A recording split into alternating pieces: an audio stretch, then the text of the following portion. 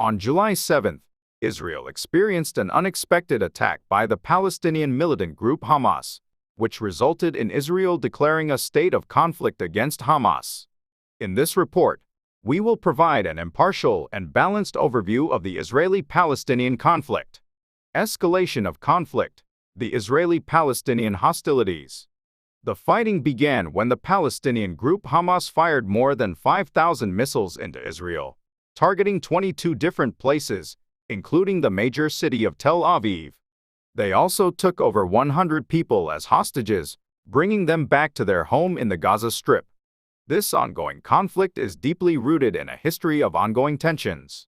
Since Israel's creation in 1948, it has faced challenges from Arab nations.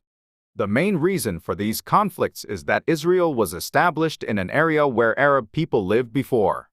In response to these threats, Israel set up Mossad, a spy agency that tries to spot potential problems. The Mossad keeps an eye on countries that may pose a threat, including Arab nations, and sometimes carries out operations like taking out key political figures.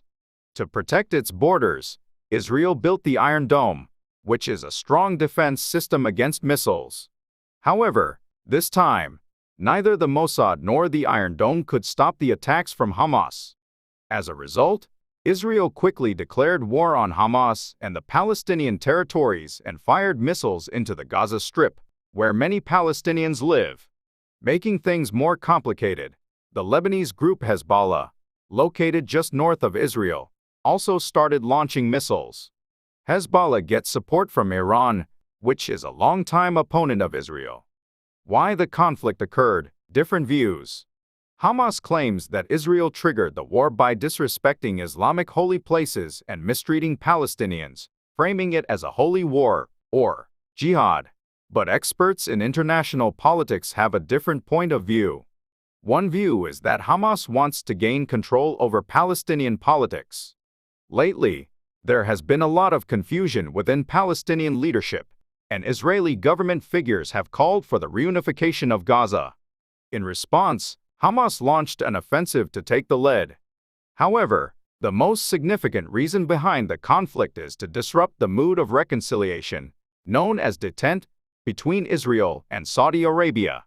In 2020, the Abraham Accords saw countries like the United Arab Emirates and Sudan establish diplomatic relations with Israel. Saudi Arabia, considered one of the oldest Arab states, is also considering establishing diplomatic ties with Israel.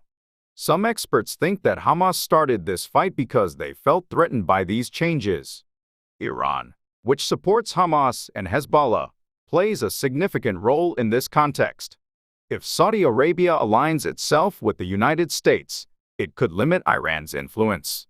Consequently, some experts see this conflict as a kind of proxy war between Israel, backed by the US, and Palestine, supported by Iran.